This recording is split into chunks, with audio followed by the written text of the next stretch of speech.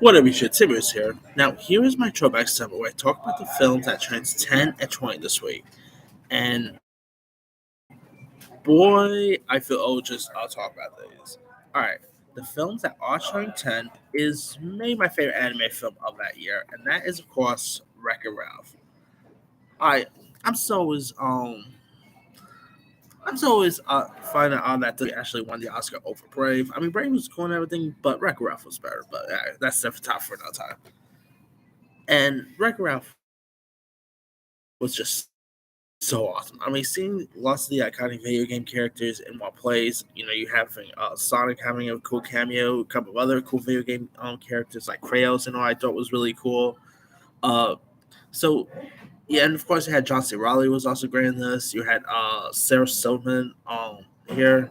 I I've always enjoyed the first record album, and I probably even prefer the second one a little bit more. But I still had a fun time with the first one. I remember seeing that one in the theaters, really cool film. I mean, seeing lots of it was always super cool seeing these iconic video game characters all in one place together, which I thought was really intriguing. So, and of course, we're going to be seeing lots of video game characters together when that Mario movie comes out. So that's going to be cool to see. But yeah, if you guys have not seen the first Wreck Ralph, do yourself a favor, go check it out.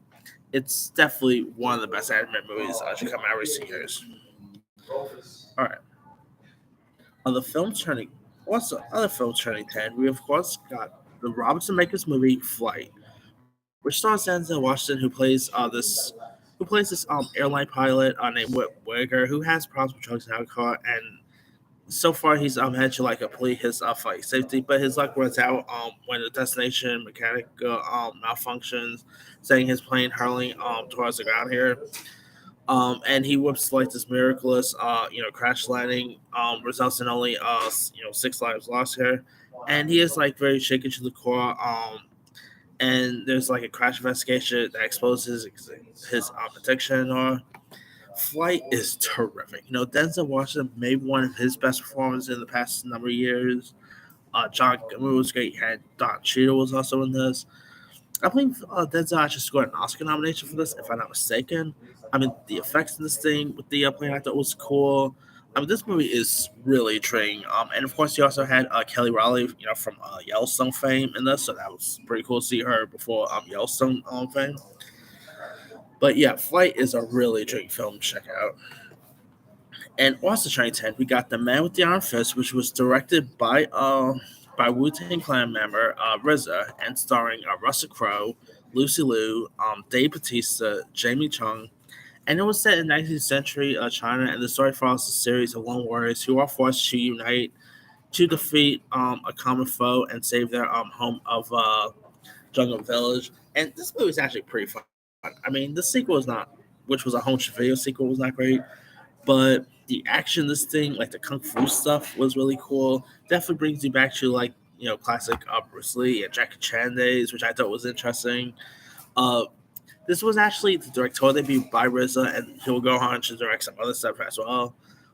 But yeah, this is a really fun film to check out. All right, now the film's turning 20. We of course got the Santa Claus 2, which I have to talk about this one because the Santa Claus's premieres on Disney Plus this month, so pretty perfect timing here. Now, this is, of course, the follow up to 1994's The Santa Claus, which, of course, once again had Tim Allen coming back as Scott Calvin, who has been the role of Santa for the past 8 years, and his lawyer Ellis consider him to be one of the best ones yet. But his son Charlie, played by Eric Lloyd, is landed on the naughty list. But Scott also discovers that he must marry by Christmas Eve, and he also pretty much falls for Charlie's like principal and all, played by Elizabeth Mitchell. I mean, the Santa Claus 2 is not as good as the first film. I mean, the first film is just an all-time Christmas classic in my opinion, but I still enjoy Santa Claus 2. I always found it to be really fun, charming, um, and Santa Claus 2 was not all that great, but I I'm still excited for the new Santa Claus series, which is the Santa Claus is premiering this month, so cannot wait to see that one. And you can't go wrong with Tim Allen. Come on. But yeah, the Santa Claus, like Tim Allen definitely does great with the Santa Claus roles, and Santa Claus 2 is no exception. So really fun film. And and plus, who does not love seeing these cool CGI reindeers as well? So there's that as well. All right. And last but not least, turning 20, we of course got the Eddie Murphy and Owen Wilson classic I Spy. Now, the film is based on the television series of the same name that, of course, had Bill Cosby at the time. And the plot follows like a spy and a famous civilian boxer who goes undercover to prevent a gun runner from selling a stolen stuff, around to the highest bidder.